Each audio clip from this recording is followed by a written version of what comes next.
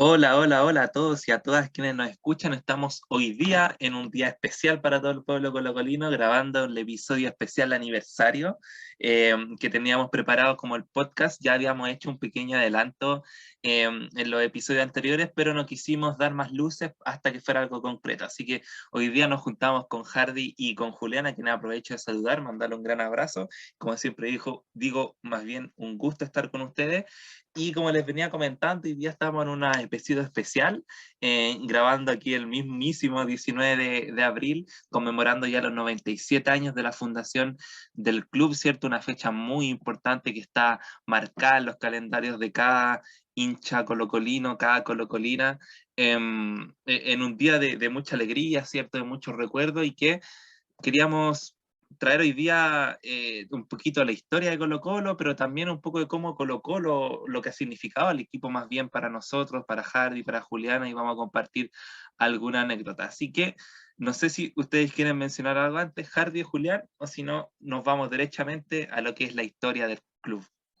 Vamos con Sí, todo, ¿no? sí, Sí, exactamente. Saludar nomás a ambos como siempre y a toda la gente que nos escucha. Así que, y solamente decir que espero que pasen un excelente aniversario de en este 97 aniversario de Colo Colo. Así que, bueno, un día de celebración para todos los colocolinos y colocolinas. Y bueno, esperamos de alguna manera que este episodio les guste, les agrade y también los ayude a reflexionar en torno a lo que es Colo Colo para ustedes y a cómo se ha ido forjando la historia de este club tan grande, el club más grande de Chile y el club también que nos hace felices y que nos hace delirar semana a semana. exactamente. Bueno, y vamos a ir entonces, vamos a entrar a tierra derecha a comentar un poquito una visión, como les decía yo antes de empezar el episodio de los chiquillos, una visión un poquito panorámica de la historia del cacique. Obviamente, en un episodio de podcast es imposible abordar la grandeza y la riqueza que tiene la historia del club, pero vamos a sacar nuestra chapa de profesor hoy día y vamos a ponerle un poquito de contexto, porque como bien saben ustedes, Colo Colo está cumpliendo 97 años, fue fundado el 19 de abril del 1925 cuando Chile estaba atravesando múltiples transformaciones, ya el parlamentarismo que había sido el régimen gobernante en Chile desde la Guerra Civil de 1891 estaba llegando a su fin, ¿cierto? El monopolio de la acción política que detentaba la oligarquía nacional comenzó a desplazarse hacia nuevos sectores sociales que se habían levantado hace rato en el contexto de la cuestión social, ¿cierto? Aparecieron por ahí sectores socialistas, comunistas, cristianos también, anarquistas, capas medias y capas pobres que venían un poquito, como les decía yo, a tensionar el poder que tenía la oligarquía hasta ese entonces, el poder que tenía el parlamentarismo y que ya para el año 1925 institucionalmente tiene un quiebre también, porque el 1925 entra en vigencia la constitución presidencialista, ¿cierto?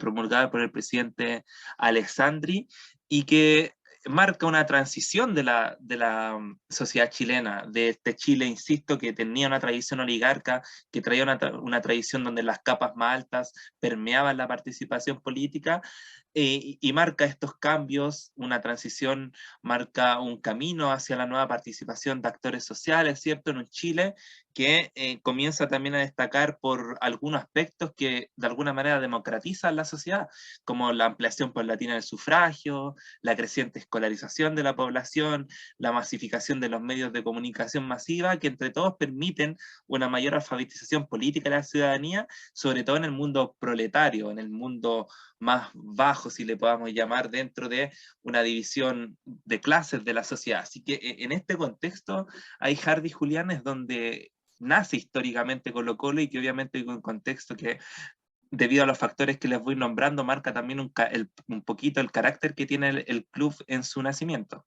Sí, por cierto, Hernán, yo creo que tú has hecho una muy buena contextualización histórica del periodo en el que surge, en el que aparece, ¿cierto?, esta idea de formar un club, esta decisión que se genera en el equipo de Magallanes, fundamentalmente liderada por los hermanos Arellano, quienes deciden, en definitiva, formar un nuevo club.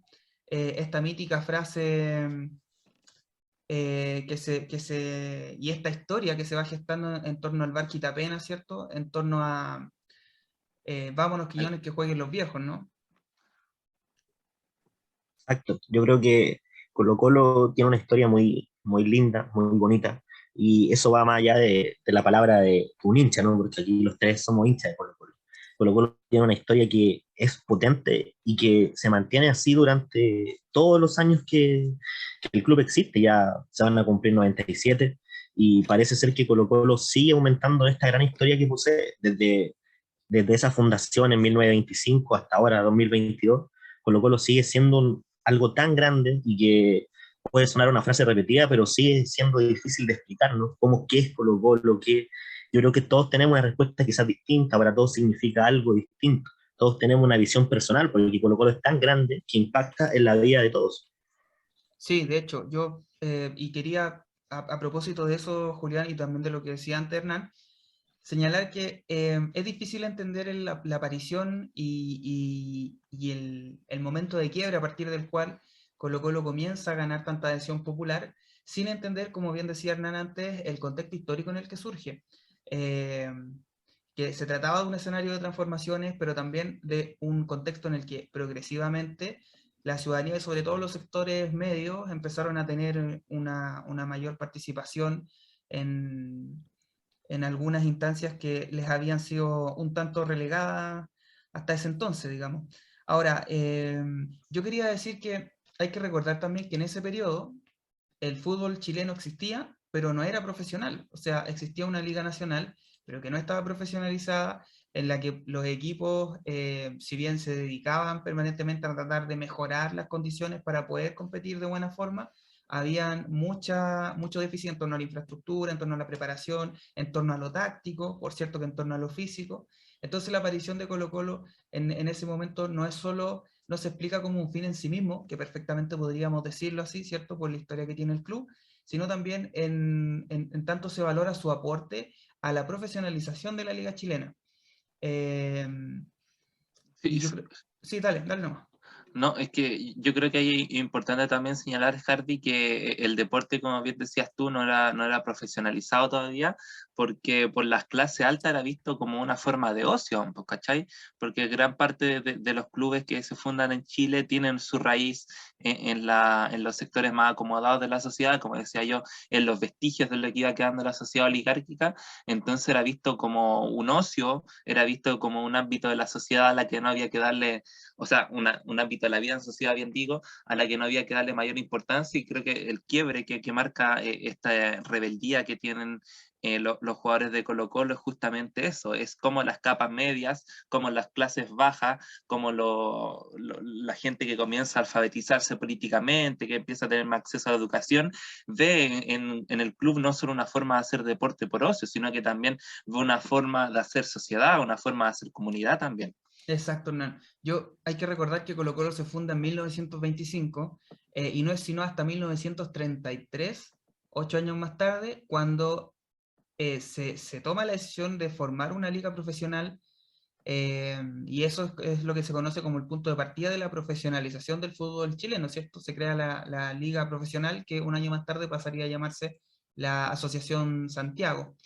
Eh, y otra cosa, y para que ya vamos desglosando algunos elementos en torno a a tratar de reconstruir a grosso modo, muy a grosso modo diría yo, algunos hitos históricos muy relevantes en este devenir del club que tanto amamos. Yo creo que hay que situar un punto de partida. Y no sé si ustedes van a estar de acuerdo conmigo, pero a mí me parece que con posterioridad a la fundación, uno de los puntos de partida que permite dar el salto no solo en popularidad Colo Colo, sino también en un aspecto cualitativo desde el punto de vista futbolístico, es la tan recordada gira por Europa, que comúnmente se llama gira por Europa, pero hay que recordar que también fue una gira que incluyó varios destinos de aquí, de América, incluso del Caribe.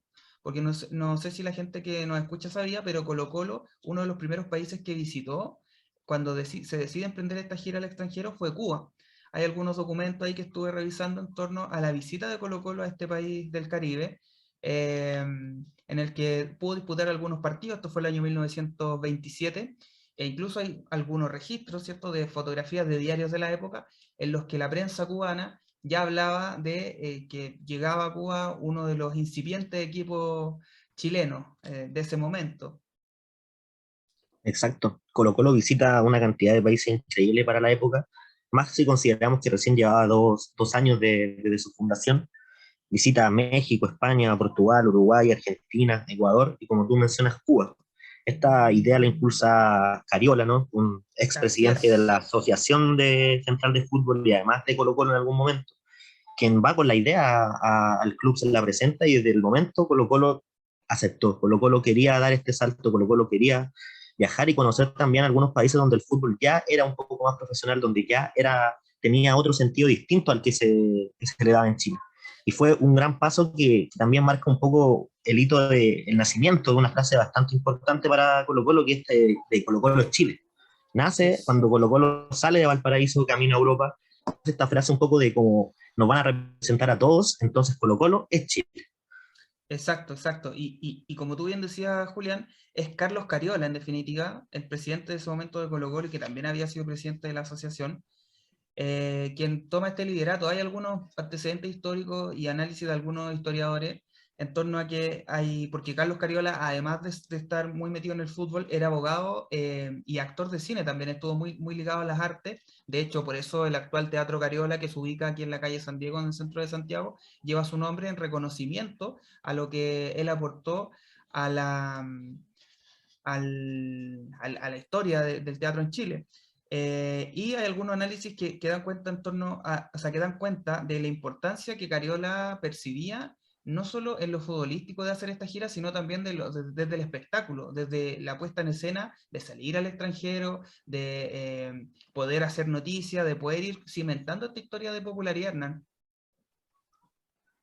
Sí, sí, justamente Hardy, porque de alguna manera esa gira que es tan importante para el club, ya sea por la trágica muerte de Arellano, también lo es porque de alguna manera valida al cacique tanto a nivel nacional como el equipo que sale extranjero, ¿cierto? Como decís tú, tiene toda esta gira de espectáculo de alguna manera, pero también lo valida frente a sus pares europeos, porque Así recordemos es. que, insisto, vuelvo al contexto nacional, Chile estaba en una constante europeización de la sociedad chilena, o sea, era un contexto social, un contexto político, social y nacional en donde estaba llegando mucha migración inglesa al norte, mucha migración inglesa también a los puertos, mucho europeo hacia el sur, por lo tanto había de cierta manera una mirada eurocéntrica del país que se quería construir y por lo tanto también eso permeaba a los representantes de Chile en el extranjero. Entonces,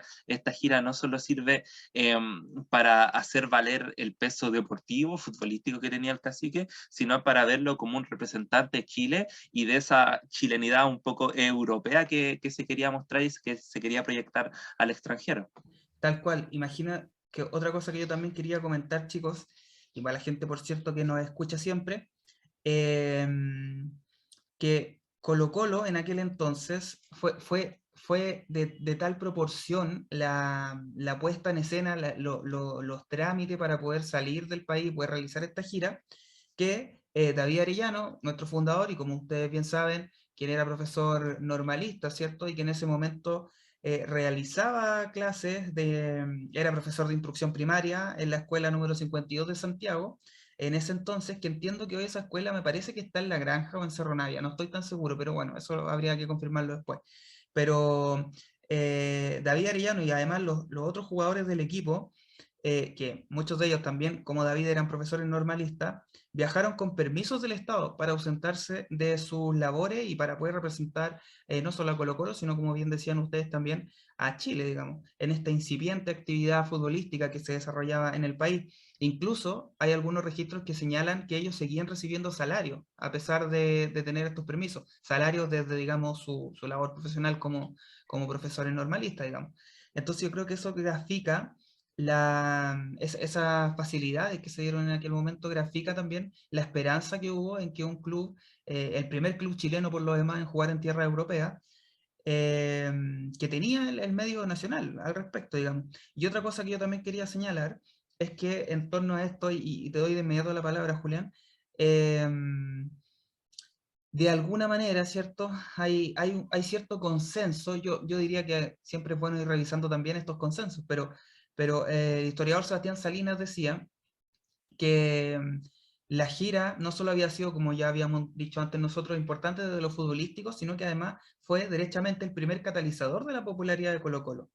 Y eso generó que un equipo que en aquel entonces tenía una cierta fama y un prestigio acá en Santiago, también pudiera expandir esto a nivel internacional, porque como tú decías, Julián, quiero remarcar esto, porque de ahí surge esta frase de Colo-Colo es Chile hoy en día, quiero decir, hoy en día, en el que hemos visto que se han construido tantos, que se han puesto en tela de juicio, tantas de repente historias que rodean a Colo Colo, que de pronto se han cuestionado esto de que no es que Colo Colo descendió, es que esto, hay que ir desmitificando ciertas cosas, y una de ellas es entender que esa frase de Colo Colo es Chile no es antojadiza, no surge después del 91, no, surge en 1927 cuando Colo Colo emprende esta gira al extranjero, y no solo va en representación de la institución, sino que de la incipiente institución, sino que también en representación del país en aquel entonces.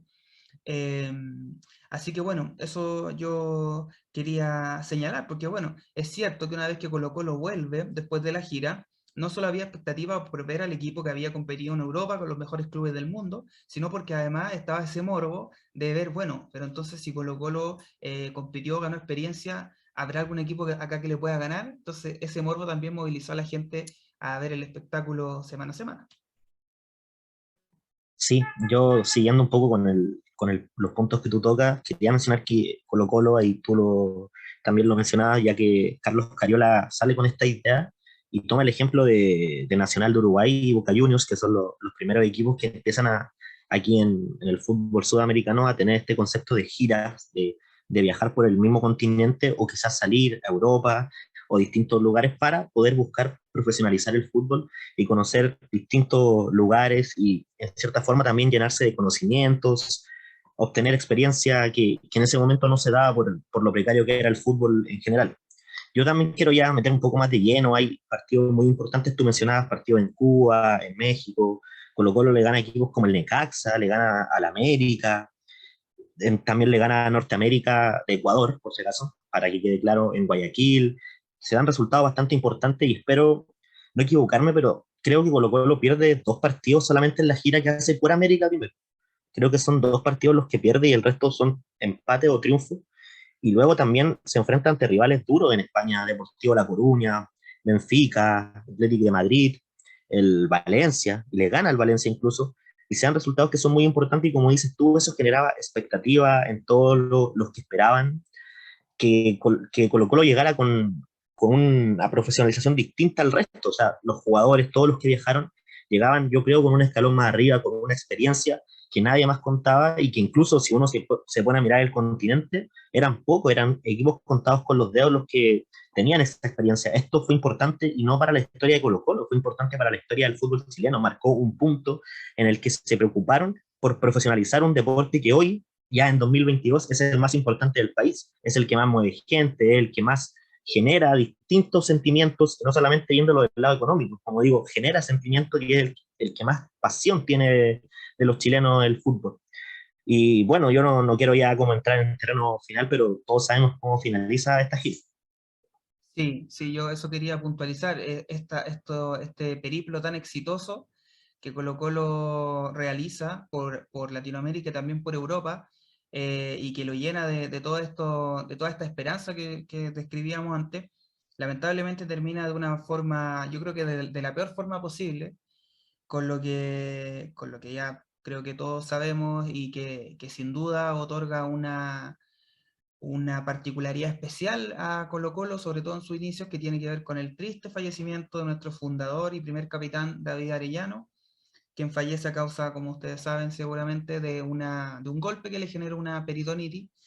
Eh, y bueno, él finalmente en ese momento es sepultado, porque él fallece en España, en Valladolid, y es sepultado en Valladolid. En 1929 se repatrian, sí, digo, en 1929 sus restos se traen nuevamente a Santiago, y según lo que estuve leyendo de esto, yo esto no lo sabía, yo no estaba seguro de cuándo se había trasladado el cuerpo de David Arellano al mausoleo de Viejos Crack, y según lo que entiendo, fue 50 años después de su repatriación a Chile. Esto quiere decir el 79, 69, sí, yo soy horrible con las matemáticas, ¿se me ayudan? 79. Claro. Sí, exactamente. Entonces, bueno, solo quería puntualizar que esta lamentable noticia, Hernán y Julián, si bien fue un golpe durísimo, durísimo para Colo-Colo, porque era el capitán, era el fundador, y más allá, era un miembro del equipo, en un momento de tanta esperanza también para Colo-Colo, a la larga le termina dando, en específico al equipo, un contenido, como algunos historiadores describen, un contenido emotivo y épico, ¿cierto? Y es lo que siempre se dice que marcó a fuego, ¿cierto?, el nombre de Colo-Colo, y que le dio esta... Yo de repente veo algunos, cuando hay videos en YouTube de algunos youtubers extranjeros que vienen al Monumental, y escucha la historia de Colo-Colo sin saber que el fundador de Colo-Colo falleció jugando, digamos, falleció en la cancha, que es algo que pareciera de película, ¿cierto? Y todos quedan muy, muy admirados con esa situación, porque de alguna forma yo creo que si uno entiende que hay ciertas construcciones de leyendas que se van forjando, y la historia de David se ajusta mucho a eso del capitán que dio literalmente la vida por su equipo y que termina falleciendo lamentablemente, pero que termina dejando un legado, una huella imborrable. Entonces, sumando a lo mismo, que uno siempre se ha preguntado, ¿qué es lo que hizo a Colo-Colo tan popular? Yo creo que hay muchos factores, pero uno de ellos sin duda es también esa empatía que se genera en el pueblo chileno en ver no solo a un equipo que estaba compitiendo de igual a igual con los mejores equipos de Europa, sino que además había sufrido una pérdida enorme de su capitán y que había sido capaz de reponerse esa pérdida. Y a partir de ahí también entonces Colo-Colo se va haciendo cada vez más popular y va acaparando lo que decía Hernán también de manera cada vez más transversal a esos sectores, sectores medios, sectores más populares, que no se sentían representados, por ejemplo, por Audax, por Unión Española, por Santiago Nacional, que eran equipos que en ese momento pertenecían o estaban mucho más familiarizados con los sectores más acomodados de la sociedad. Exacto. Yo ya quiero seguir con un poco estos momentos importantes de nuestra historia, por eso les propongo avanzar un poquito en el tiempo. Se sabe que en nuestra historia los primeros equipos que destacaban eran Colo-Colo, Magallanes, Audax también, y llega un momento importante para Colo-Colo que creo que estamos de acuerdo, que es el campeonato de 1937, ¿no? Que es el campeonato que Colo-Colo es campeón invicto. Sí, con Platco. Sí, sí, Exacto. ganó los 7 partidos esa vez que le tocó disputar. Y bueno, porque hay que recordar también que el primer campeonato profesional chileno fue en el año 33 y que de hecho Colo-Colo tuvo una disputa de mano a mano hasta el final con Magallanes, título que termina ganando la academia, ¿cierto? Y después en los años posteriores, pese a que Colo-Colo fue un equipo competitivo, los títulos se los siguió repartiendo Magallanes con Audax Italiano. Y entonces en el 37, como tú bien dices, Julián, que es un título invicto, y Colo-Colo gana con 21 puntos y que yo creo que da cuenta un poco ya y empieza a consolidar la imagen que tiene Colo-Colo. O sea, es un club que se había fundado hace poco más de 10 años, que ya tuvo una gira exitosa, que ocurre lo de David Arellano, que le da esta mística al equipo y que además su primer título lo gana de manera invicta al que podríamos decir que era entre comillas su par hasta ese entonces como Magallanes, sigue sumando para construir esta leyenda del Colo-Colo. Sí, sí, sí. Yo creo que cometí... ¿Me escucho? Sí, sí, me escucho. Sí, solo cometí un error. Yo estaba puntualizando no lo del invicto, yo cometí un error en el tema de Platco, porque al título que yo me iba a referir fue 4 años más tarde en el 41. Pero ustedes tenían razón, el torneo perdón, ustedes se referían al 37, ¿cierto? Exacto, con Arturo Carmona, que incluso llega de Magallanes, también está Nemesio Tamayo, que además luego se va al Necaxa, y este Sí, equipo que el equipo del Tigre en 12 Sorrento. partidos, 9 triunfos, 3 empates y 0 derrotas, o sea, un campeón invicto que también marca un precedente. Y hay varios detallitos ahí también, por ejemplo, que a pesar de todo, Colo-Colo fue campeón invicto, en medio del campeonato tuvo una gira por Bolivia, eso no le afectó, y muchos Exacto. partidos, por ejemplo, se jugaron de un tiempo, por lluvias, por un cansancio excesivo, con lluvias que de verdad eran pesadas, que no te dejaban jugar bien, y aún así Colo-Colo es campeón invicto, o sea, son detallitos que también te van mostrando un poco los méritos que tuvo ese plantel.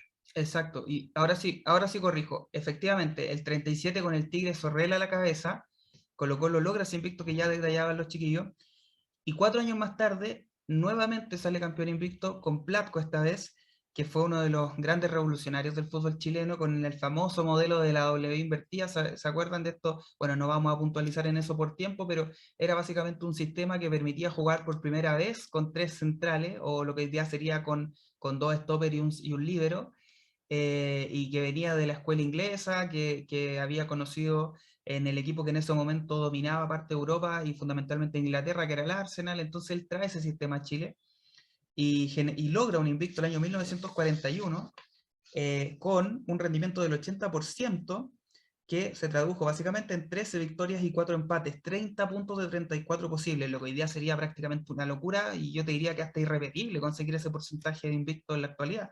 Pero, pero eso fue el registro de aquel equipo en el que de aquel torneo, en el que Colo Colo marcó 59 goles en total, y escuchen esto, con un promedio nada más ni nada menos que de más de 3 goles por partido. Y fue, yo creo que uno de los hitos clave en la historia de Colo Colo, como también lo fue haciendo este repaso rápido que estamos haciendo también en función del tiempo.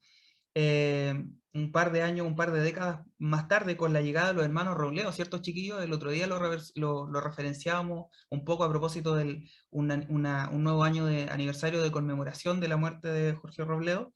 Y son los hermanos Robledo quienes llegan en definitiva en 1953 a Colo Colo, y en 1956, perdón, en 1953 llegan, y ese mismo año, y en 1956, Colo Colo vuelve a salir campeón, en lo que era una década dura para Colo Colo. La década de los 60 en Chile estuvo principalmente dominada por las universidades a nivel competitivo, en la época del Valle Azul, ¿cierto? Y sin embargo, antes de empezar los 60 ya Colo Colo se matriculaba con 2 títulos nuevos.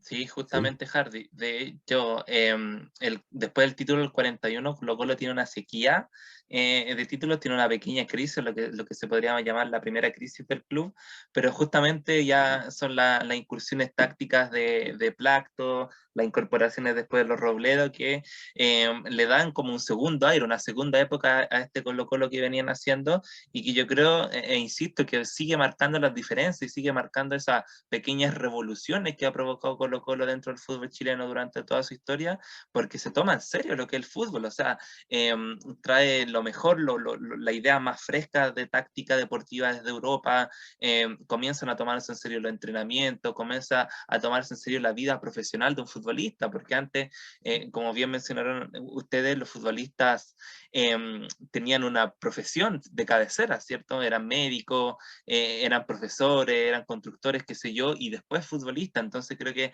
en estas décadas se comienza a cimentar también, y eso Colo Colo juega un papel fundamental para tomarse el fútbol como una profesión en sí, para empezar a invertir, para empezar a entrenar, como te digo, a pagarle su sueldo a los jugadores y obviamente a tener tácticas para mejorar el rendimiento deportivo. Hernán, y si nosotros situamos insisto, puede parecer para quienes nos escuchan vamos avanzando muy rápido, pero es que la idea es tratar de hacer, como decíamos al inicio, un grosso modo, un panorama bien, bien general de algunos hitos históricos, para ya detenernos también en esta segunda parte de este episodio, que va a ser eh, distinta a este recorrido histórico, entre comillas, ¿cierto? Entonces, yo digo, si uno reconoce a Platco como uno de los grandes revolucionarios del fútbol chileno, pero también como uno de los técnicos más importantes de la historia de Colo Colo, qué curiosidad y coincidencias que tiene el fútbol para que fuese en 1991 con otro técnico extranjero que también es considerado otro de los revolucionarios por su impacto en el fútbol chileno,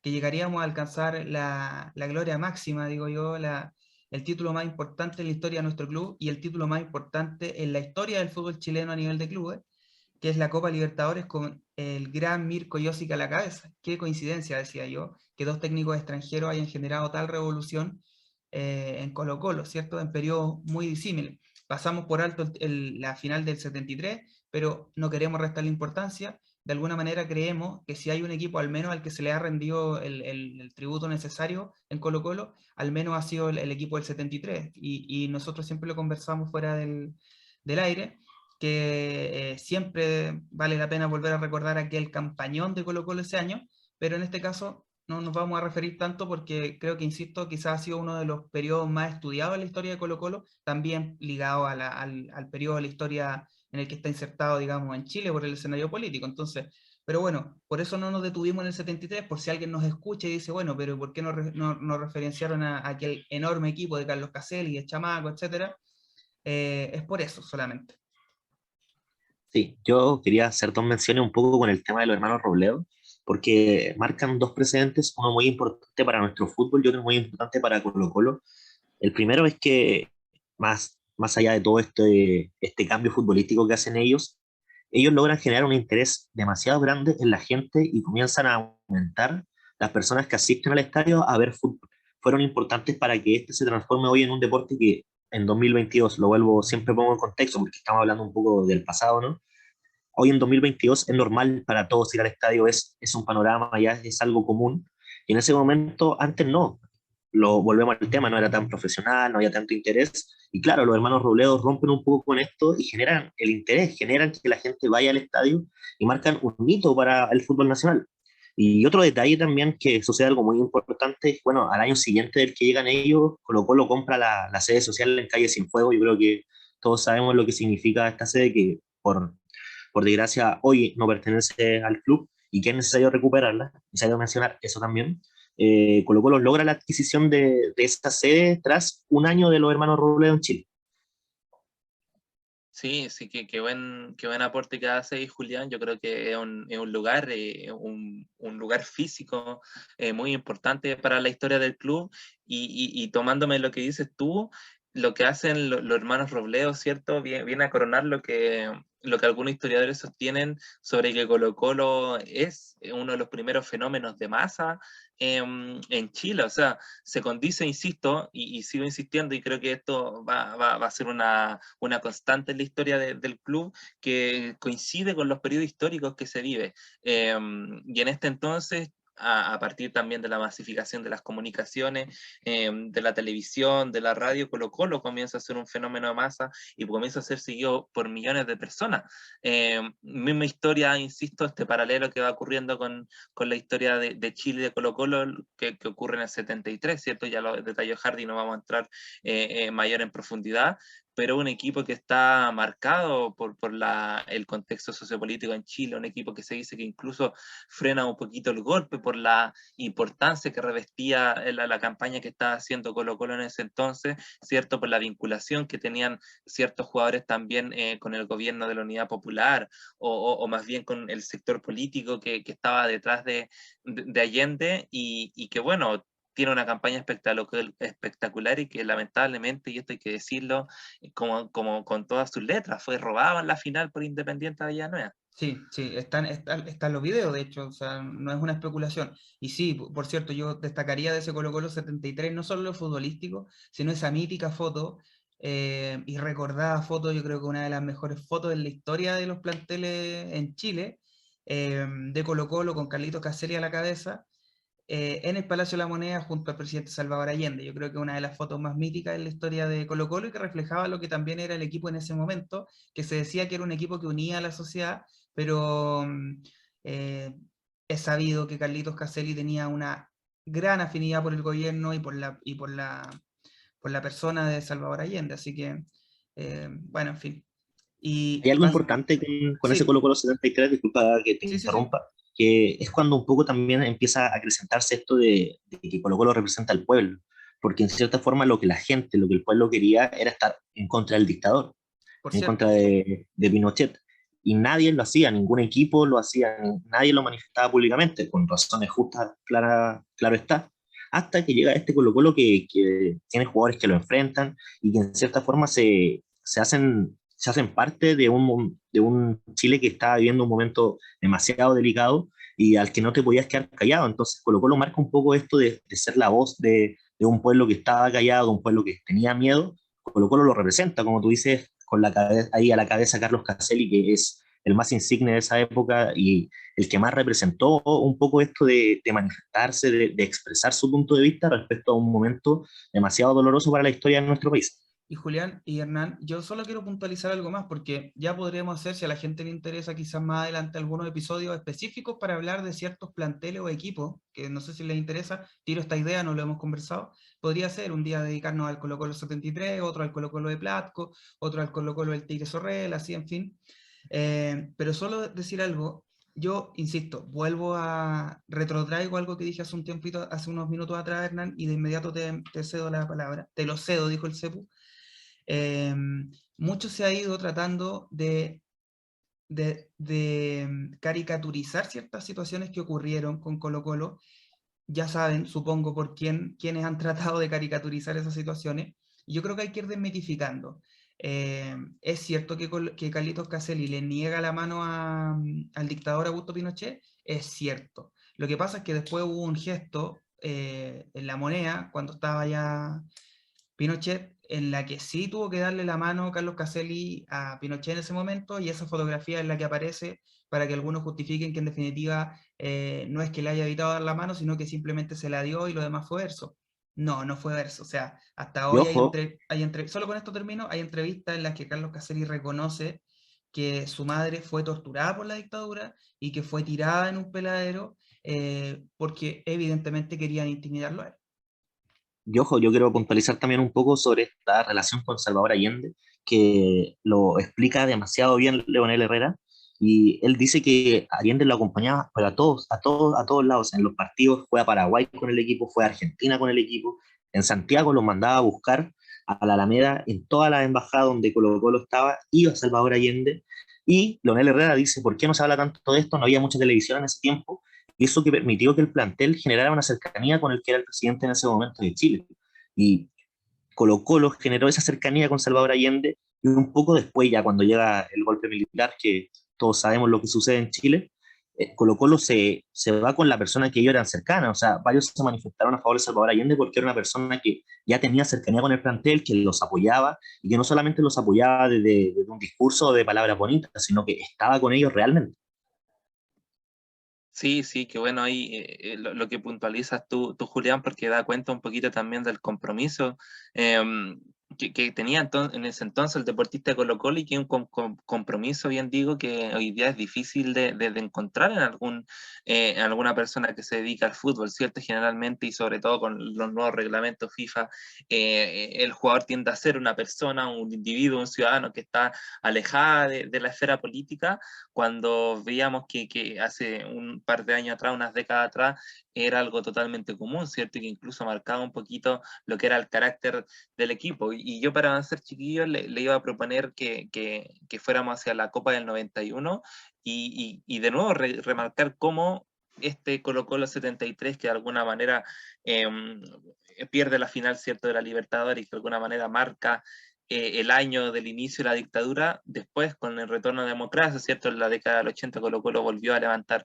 un par de trofeos más, pero hacia el final de los 90 también, con la vuelta a la democracia, con la ampliación de Chile hacia la nueva, o sea, con la ampliación de Chile hacia la democracia, ¿cierto?, hacia el extranjero, con de nuevo la apertura a la participación de la sociedad civil sin limitaciones ni restricciones. Colo-Colo se corona campeón de América, Colo-Colo alcanza el sueño continental y marca tal vez hasta ese entonces lo que era el triunfo deportivo más importante en la historia de Chile. Exacto, yo creo que es el triunfo más importante de la historia de Chile, y también marca un antes y un después para nuestro fútbol. Y me quiero ir con esta gran campaña que hace Colo Colo, un poco conectarla con lo del 73, ¿no? Yo creo que detrás de esa gran campaña en cancha que hace Colo Colo, hay una sensación de cobrar justicia, ¿no? De ya no tener que aguantar los robos que sufrió Colo Colo en esa copa, y se da eso, se da que Colo Colo gana esta copa quizás contra todo pronóstico, y quizás contra distintos factores. Uno puede recordar, por ejemplo, el partido con Boca en el Monumental, cómo termina, cómo se da, y distintos sucesos que se dan en el 91. Y yo quiero quedarme con algo que es demasiado importante recalcar. Hay muchos mitos sobre esta copa, y lo tenemos claro. ¿Por qué? Porque todos desean tenerla, pero solo uno la tiene en Chile. Y es fácil tratar de mirar en menos un trofeo que deseas, pero que no tienes, quizás desde la envidia, de la frustración. En esa copa sí participan equipos brasileños, está Corinthians, campeón del campeonato en el 1990, está Flamengo, campeón de la Copa Brasil en 1990, participa Boca Juniors como ganador de la Liguilla Pre-Libertadores de Argentina, está River Plate como campeón del campeonato de primera división 1989-1990, está Olimpia, que ahora parece que mirarlo como un club grande es raro, muchos lo miran en menos, pero Olimpia llega como campeón de la Copa Libertadores en 1990 y además con grandes campañas en los últimos años. Sí, yo insisto, voy a ser reiterativo en esto. Los últimos años, sobre todo con el boom de las redes sociales y también con el desapego a ir al registro, porque esto también tiene que ver mucho con eso, ¿cierto? Con que yo puedo lanzar una posverdad o puedo instalar la duda, ¿cierto? Respecto de un suceso histórico que rodea a un club tan grande como Colo-Colo, y a partir de eso puedo señalar que se han escrito ciertas distorsiones respecto a ese relato. Y yo creo que es momento de ir en general desmitificando eso. O sea, ¿cuánto tiempo se dijo que la Libertadores no jugaron brasileños? ¿Cuánto tiempo se dijo que Colo Colo descendió el 45? ¿Cuánto tiempo se dijo que, bueno, no sé, hay muchos mitos más? Entonces, ¿desde dónde surge esto, decía Julián? Desde que todos quieren tenerla. Incluso yo voy más allá, lo decíamos al inicio. Cuando Colo Colo vuelve de su gira en Europa, comienza también esta animadversión hacia Colo Colo, que era un club que no solo ya empezaba a ganar futbolísticamente terreno en Chile, ¿cierto? Sino que además comenzaba a ganar popularidad y por cierto que el éxito siempre también acarrea ineludiblemente la envidia y eso generó también que mucha gente, como yo decía hace unos minutos atrás, dijera, bueno, pero con alguien tendrá que caer Colo Colo, veremos con quién cae. Y a partir de eso se construye también esto que semana a semana pasa cuando algunos equipos parecieran que ganarle a Colo Colo es ganar el campeonato. Y está bien, es parte del folclore, eso también es el precio de ser el club más ganador y más popular. Y no lo decimos desde la soberbia, de verdad, sino que es una realidad. O sea, eh, entonces, bueno, en fin, es así también. Yo quería dar ese salto también respecto a lo que pasó en la década de los 90, que yo creo que fue una de las más exitosas, la más exitosa para Colo Colo. Lo que pasa el año 93, lo que pasa el 97, si mal no recuerdo, ¿cierto? El 97 fue con Cruzeiro y el 93 lo olvidé. Si me ayudan a recordar. Perdón, no te escuché bien. No está funcionando mucho la máquina de datos. Ah, lo siento. No, no. Yo decía que la libertad, que en los 90 fue la década más exitosa, creo yo, de Colo-Colo en términos de títulos internacionales, con lo que fue la Libertadores del 91, ¿cierto? Posteriormente la Intercontinental, pero también lo que es esta semifinal frente a Cruzeiro el 97, que estuvimos a segundos de haber podido clasificar a esa final y probablemente el que salía de esa semifinal iba a ser el campeón y así fue en definitiva el Cruzeiro que le termina ganando esa final a Sporting Cristal. Ah, claro, claro. Colo Colo tiene un gran rendimiento no solamente en el área nacional, sino que en los torneos internacionales. Tú mismo lo dices, en esa Copa del 97 elimina a Peñarol, luego a Universidad Católica, y cae ante un Cruzeiro que era una máquina en ese momento, y que luego también le gana a otro equipo que daba la sorpresa en esa Copa del Libertadores, que es Sporting Cristal. Exacto, exacto, me equivoqué, el 93 nada que ver, el 93 fue la final de Católica versus Sao Paulo, lo siento, Exacto. pero bueno, en fin, Exactamente. la emoción a uno lo desborda en momentos así y también porque bueno, la memoria es traicionera, sí, básicamente eso, más allá de que uno se dedica a la historia, pero la memoria es traicionera.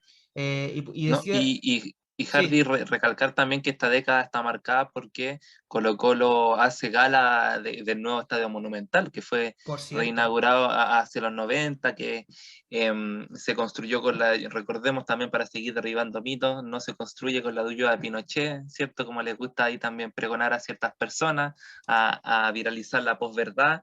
Es un estadio que se construye en su inicio con los aportes de los socios, ¿cierto? Con las cuotas solidarias, pero que después se termina de definitivamente remodelar con la venta de Hugo Rubio al Bologna de Italia, ¿cierto? Así Que es. son dineros que obviamente significan un aporte sustancial a la terminación del estadio y que en donde Colo Colo ya tiene una casa de nivel continental también para hacer frente a su rival a nivel sudamericano. Y que por eso yo creo que también marca tanto la época del 90, ¿cierto? Que Colo Colo ya comienza a ser local en el Monumental que todos y todas conocemos. Sí. Y Hernán y Julián, para ir ya entrando en la etapa final de este episodio especial que hemos hecho, eh, como lo decíamos en un inicio, tras la enorme y exitosa gira de Colo-Colo, eso termina muy lamentablemente con una noticia, con la noticia más triste en la historia de nuestro club, y algo similar pasa después de la década de los 90.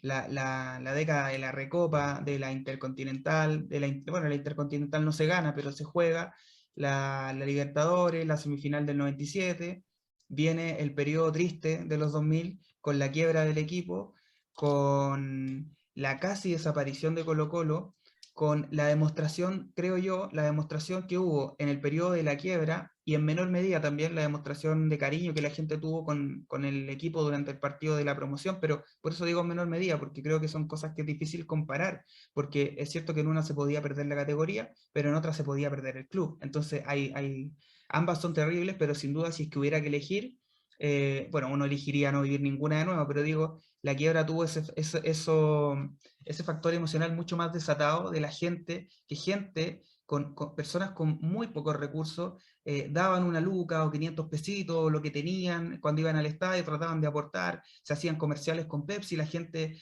a lo mejor no tomaba Pepsi, no le gustaba la bebida, pero compraba una Pepsi porque eso estaba convencida de que eso era ayudar a Colo-Colo. Entonces yo creo que fue el periodo más triste de nuestra historia después de la muerte de David, pero también, por cierto, el periodo en el que la gente hizo grande a Colo-Colo y en el que esa frase de que Colo-Colo es un equipo popular y un equipo con alma de pueblo, de trabajador, se hizo más latente que nunca, se expresó mejor que nunca, porque fue la gente, en definitiva, quien sostuvo esta ilusión de que Colo-Colo no podía desaparecer.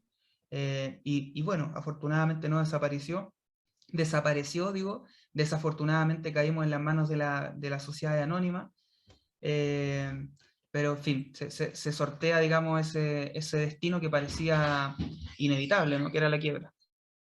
Sí, yo creo que Colo-Colo enfrenta en el periodo de la quiebra y luego la disputa de promoción los momentos más duros durante los últimos años.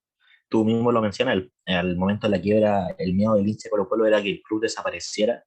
Y luego llega el momento de la promoción, donde ya creo que todos podemos tener un testimonio más fuerte y más detallado, porque lo enfrentamos ya siendo adultos, con plena conciencia, y debe ser uno de los momentos más duros también, o sea, el miedo que tenía el hincha de Colo-Colo, la frustración, la pena, porque yo creo, nadie quiere ver perder a su equipo, ni tampoco perder de esa forma, ni tampoco verla en esa situación en la tabla de posiciones, ni menos cuando no es lo normal, ¿cierto? Colo-Colo nunca estuvo con un rendimiento tan bajo y disputa este partido de promoción que en cierta forma fue también marca un antes y un después, y para bien, siento que marca un antes y un después para bien, y porque hay dos planteles que quiero aquí conectar un poco entre todo esto negativo que pasa.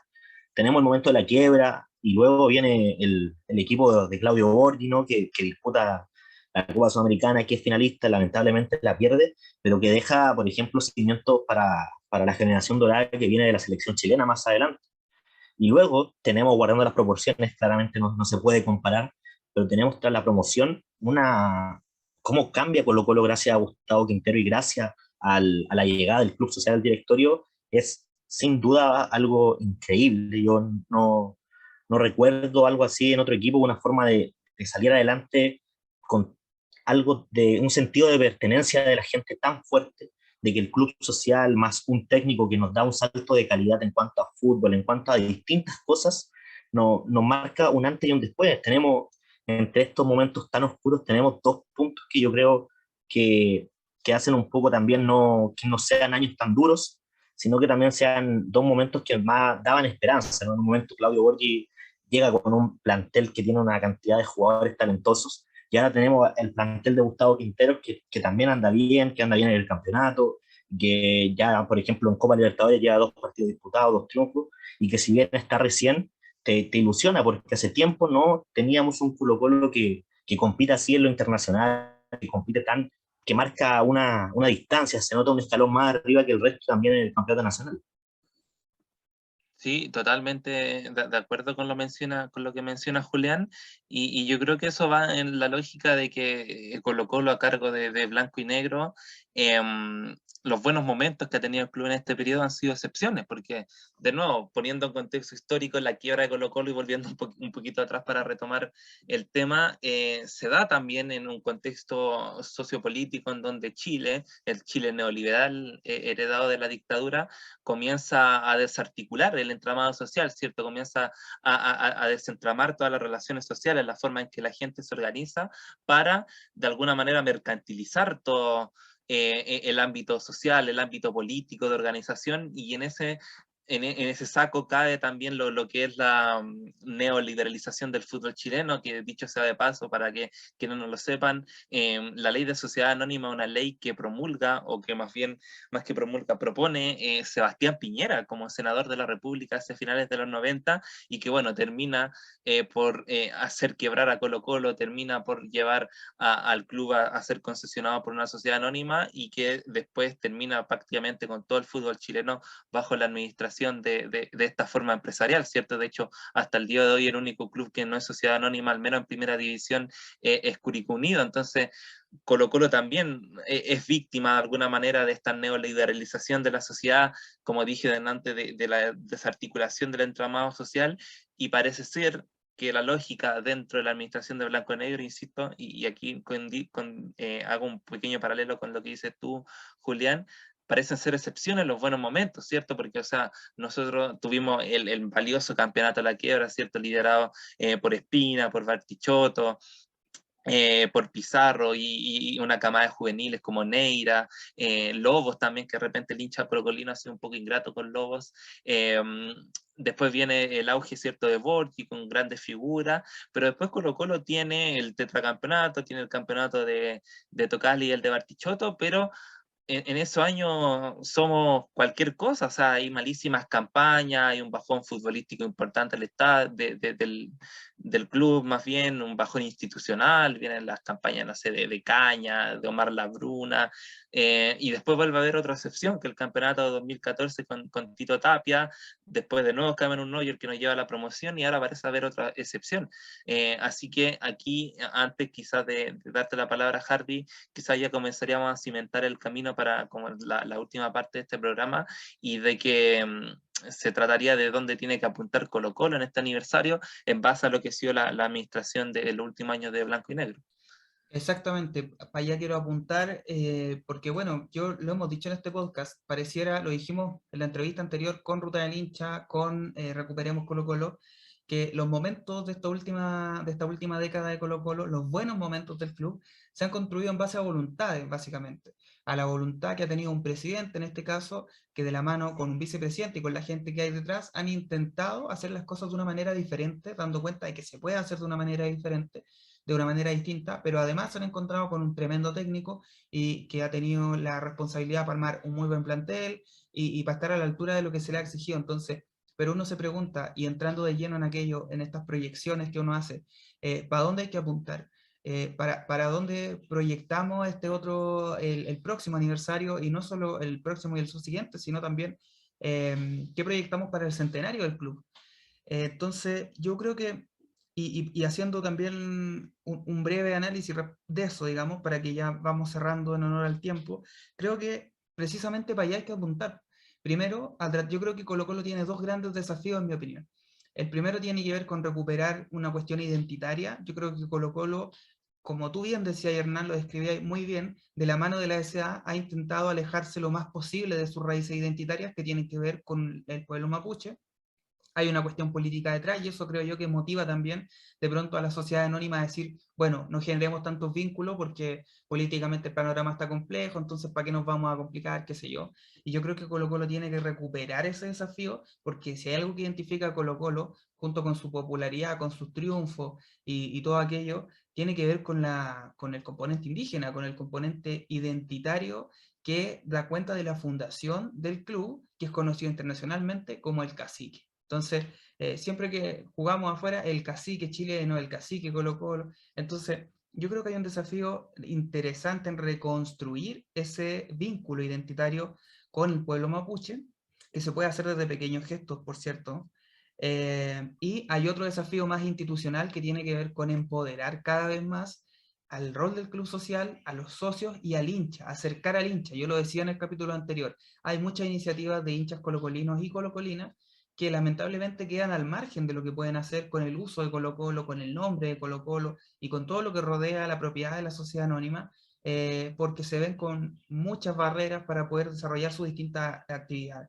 Entonces yo creo que el desafío se enmarca consolidar un proceso institucional que no solo permita darnos frutos desde lo deportivo haciendo las cosas bien, sino que además que permita, de la mano con lo deportivo, ir acercando a la gente a Colo Colo, porque Colo Colo tiene que volver a ser de su gente y porque sin la gente Colo Colo no se explica. Yo estoy totalmente de acuerdo con lo que planteas. Creo que Colo Colo es de su gente. Si bien estamos bajo la administración de una sociedad anónima, Colo Colo, lo que significa Colo Colo, sigue de la mano con la gente, con el hincha, con los que van a ver al club al estadio, con los que lo ven desde la casa, con todos los que aman Colo Colo. Y estoy totalmente de acuerdo, como dije antes, con todo lo que tú planteas. Hay muchas cosas que se deben mejorar desde lo institucional, también en lo deportivo. También Colo Colo tiene que volver a ser ese equipo que compite en lo internacional, como lo está haciendo ahora. Estamos viviendo un proceso donde nos estamos quizás ilusionando un poco porque hace tiempo no se notaba un trabajo así, de un cuerpo técnico y de un plantel muy bien conformado, lleno de grandes jugadores. Y también está esto de seguir luchando contra la sociedad anónima, que lamentablemente sí hay, que tiene que salir. Hace poco lo conversamos con Ken también, esta movida que está dando a hacer Aníbal Mosa de volver a la presidencia, teniendo claro que fue culpable de uno de los momentos más duros para el club y que luego, como todo un patrón, quiere volver como si nada pasara. Eso no puede ser porque Colo Colo es de su gente, Colo Colo no es una sociedad anónima, Colo Colo es algo más allá de todo lo que uno pueda explicar. Por eso mismo quería relacionar un poco con esta pregunta, ¿no? De cómo, ¿qué es Colo Colo para nosotros, para la gente, para el hincha? Yo creo que Colo Colo es muy difícil de explicar. Yo creo que todos podemos dar nuestra versión, nuestra opinión, nuestra perspectiva, que va de la mano con nuestra experiencia, quizás con cómo nace nuestro sentimiento, de cómo nos hacemos hinchas. Yo te puedo responder, para mí Colo Colo es familia, porque es un sentimiento que viene desde mi abuelo, lo heredo, lo mantengo y aunque hoy ya no está, Colo Colo para mí eso es lo que mantiene vivo a la persona que más amo. Entonces, Colo Colo es eso, Colo Colo es tan fuerte que lo tenemos que recuperar porque es nuestro, ¿no? Y no en un sentido de una propiedad, sino que es nuestro desde nuestro amor, desde nuestra pasión. Sí, que bueno que mencionáis ese último punto, Julián, para que ya empecemos a cerrar el episodio. Y respecto a reculo un poquito atrás porque no había alcanzado a dar mi punto de vista sobre en lo que proyecta, o lo que proyectamos para Colo Colo en los próximos años, para el centenario. Yo creo que, para ser breve, es esencial mantener obviamente el liderazgo porque quedan años de concesión, ¿cierto? De blanco y negro, y es clave ahí mantener el liderazgo que está llevando el Club Social a través de Valladares y Marchant. Es clave también, y le deseamos toda la suerte del mundo también a nuestros amigos de Recuperemos Colo Colo, para que logren posicionar a Nicole dentro del directorio, ¿cierto? Para tensionar esos espacios de poder, esos espacios de toma de decisiones, y que como hinchas también nos hagamos partícipes y logremos disputar los sillones, los asientos dentro del directorio blanco y negro. Y creo que de la mano con eso también es súper importante. Yo creo que hoy día blindar al profe Quinteros de alguna manera. O sea, ha sido una persona que en tan poco tiempo le ha entregado mucho a este club, y creo que sería fundamental armar un proyecto deportivo en torno a él, en torno a su conocimiento, a la experiencia que tiene como director técnico, al conocimiento que tienen los jugadores, y obviamente desde ahí armar desde el primer equipo femenino, ir armando un proyecto hacia abajo, hacia el inferior, y cómo todo este trabajo de cadetes del club aporta a potenciar hoy día el ámbito futbolístico, ¿cierto? De tratar de invertir en lo nuestro, más de que salir todos los mercados de paso a buscar jugadores que no sienten la camiseta al extranjero. Así que creo que por ese lado tiene que ir lo institucional, lo deportivo, y también ojalá en algún momento a la mejora de las condiciones de la experiencia estadio, ¿cierto? O sea, ya sabido que el Estadio Monumental está quedando chico Colo-Colo. Los últimos partidos han sido a foro completo, y lamentablemente el estadio hoy día, para toda la gente que apoya a Colo Colo, no está dando las condiciones necesarias para pasar un buen rato, ¿cierto? Ya sea por las condiciones de infraestructura, incluso sanitarias que tiene el estadio, tanto como su interconexión con el transporte, ¿cierto? Con la seguridad pública, con el actuar de carabineros. Así creo que eso sería esencial también para celebrar los 100 años. Y por último, respondiendo a la pregunta, Julián, y retomando lo que tú estabas hablando, de qué es Colo-Colo para la gente, yo creo que para muchos y para muchas es como decía Arellano, un lazo permanente y indestructible unión, o sea, es lo que nos une a amigos, es lo que nos une a nuestra familia, a mí también personalmente, a mi papá, por ejemplo, que desde chico me hacía ver los partidos del Colo, que me compraba los pósters, qué sé yo, entonces eso, es un sentimiento importantísimo, un sentido de pertenencia con el club, ¿cierto? Como hemos tratado de hacer también, por ejemplo, con Ruta del Hincha, con los chicos Recuperemos Colo-Colo, una forma también de hacer trabajos sociales, una forma de hacer política, insisto, y creo que eso también le queda la grandeza a este equipo, de que es transversal, que no solo es futbolístico ni deportivo, sino que es, como bien dice su nombre, un club social y deportivo, y también podemos involucrarnos en la política, y podemos involucrarnos en el acontecer nacional, y qué sé yo, así que yo creo que ahí está un poco la valía de este club, su transversalidad justamente. Harvey. Sí, yo, bueno, ya despidiendo, Hernán, antes de que tú cierres el capítulo, como comúnmente lo hacemos, de dejar invitada a la gente y todo aquello, quería decir que, bueno, aquí, como ustedes escucharon, pudieron ver que en torno a las proyecciones hay desde elementos más bien prácticos, concretos, como lo que hablaba Hernán de mejorar la experiencia estadio, hasta otros futbolísticos, como los que mencionaba Julián también, y pasando por otros quizás más desde anhelos más estructurales, más simbólicos, desde lo identitario, como yo señalaba, en torno a recuperar ciertos vínculos, pero los tres coincidimos en algo. Es importante que Colo-Colo vuelva a las manos de su gente, que Colo-Colo esté representado por el Club Social y que progresivamente el Club Social vaya desarrollando políticas que permitan acercar a los hinchas a Colo-Colo y que el acercamiento no se limite solamente a los partidos semana a semana. Y yo quería despedirme con esto y espero representarlos también a ustedes, chiquillos, y a la gente que nos escucha, que es Colo-Colo. Yo creo que Colo-Colo es amor, Colo-Colo es pasión, Colo-Colo es ir al estadio con tu papá cuando chico, es entrar al estadio y cuando bajes que se te apriete la guata al ver la cancha, Colo-Colo es llegar contento o triste a veces, pero la mayoría de las veces contento el día lunes al colegio, a la pega, a conversar con los amigos. Colo-Colo es ilusionarse cada vez que el equipo juega una Copa Libertadores, Colo-Colo es sentir que cada título que se gana parece ser más importante que el anterior, Colo-Colo también es esa tristeza, esa congoja que nos embargó ese 17 de febrero del 2020, cuando estuvimos a punto de perder la categoría. Colo-Colo es ese sentimiento de tratar de demostrar que aunque no tengamos y que no nos sobre la plata, igual podíamos ayudar en la quiebra aportando lo que tuviésemos para poder evitar la caída del club.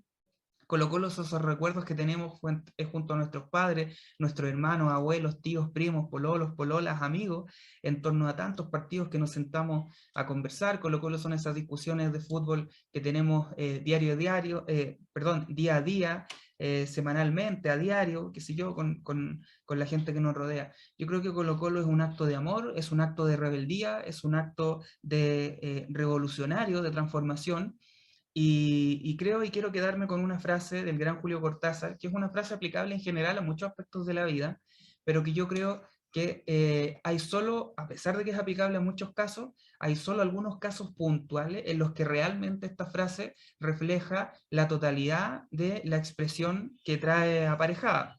Y yo creo que Colo Colo, cuando uno dice quiere explicar lo que es Colo Colo, no alcanza, ¿cierto? No alcanza con las palabras. ¿Y por qué yo creo que no alcanzas con las palabras? Porque como decía Cortázar, las palabras nunca alcanzan cuando lo que hay que decir desborda el alma. Y yo creo que esa frase refleja lo que es Colo Colo. Qué lindo, Hardy, qué bonitas palabras. Personalmente me emocioné igual harto con lo que dices. Creo que hay varias que nos sentimos identificados, y creo que es un gran cierre también a este episodio que hemos hecho un tanto improvisado, ¿cierto? Porque hay que abarcar harta historia de Colo-Colo y imposible hacerlo en la duración promedio que tiene nuestro episodio. Así que, bueno, gracias, Hardy. Julián, no sé si quiere dar una última palabra antes del cierre. Yo creo un poco adelantar lo que se viene, decirle a todos los que nos escuchan que se vienen capítulos importantes, que estamos haciendo ahí las gestiones para que pronto puedan disfrutar de capítulos con con alguien importante del club ahí para que se vaya adelantando un poco.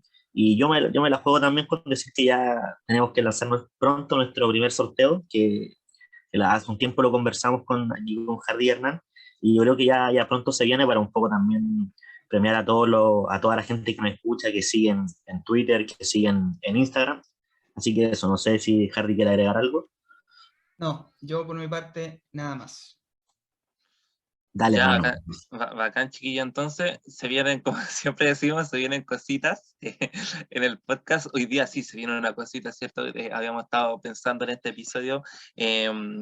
Lo pudimos concretar para para alegría nuestra y también para compartirlo con nuestros auditores, como dice Julián, nuestra fiel audiencia, que son poquitos, pero ya llega el tiempo de premiarlos, ¿cierto? De darle un agradecimiento por seguirnos en estos ya 35, 36 episodios que hemos grabado, este primer especial ya de aniversario del club, así que ojalá que les haya gustado, ojalá que lo hayan disfrutado y que quizá hayan aprendido un poco si es que no lo sabían, y bueno, le invitamos también a que nos comenten en nuestras redes, que nos hagan llegar ahí sus mensajes, si es que, como decía Harry antes, quieren que hablemos de alguna época de Colo-Colo en específico, de algún plantel en específico, un equipo que haya sido importante dentro de la historia del club para tenerlo en consideración y obviamente ir armando nuestra pauta, nuestra programación habitual. Así que eso, insisto, ojalá les haya gustado este episodio de aniversario. Les deseamos muy feliz cumpleaños Colo Colo, una gran celebración obviamente a todo el pueblo albo y nos estaremos viendo en una próxima entrega. Así que antes de que se enojen, se nos olvidó mencionar un hito muy importante que creo es necesario decirlo al cierre, de que pese a todo lo malo que vivió Colo Colo en el periodo 2010, 2014, el 2012 el equipo femenino fue campeón de América también, así que un hito importante dentro de la historia del club, ¿cierto? De poseer tanto en la categoría femenina como masculina el torneo continental, así que creo que hay que remarcarlo, ¿cierto? Y que también empezarle a poner en valor este hito como uno de los más importantes dentro de la historia deportiva del club y también dentro de la conformación del plantel femenino, donde creo que Colo Colo sigue siendo revolucionario, ¿cierto? El primer equipo de Chile que le puso o les hizo más bien contrato profesional a todas sus jugadoras. Así que a esperar a seguir por esta senda, a esperar de que el club siga mejorando, a seguir en este gran momento que tenemos y nos vemos en un próximo episodio. Muchas gracias por escucharnos.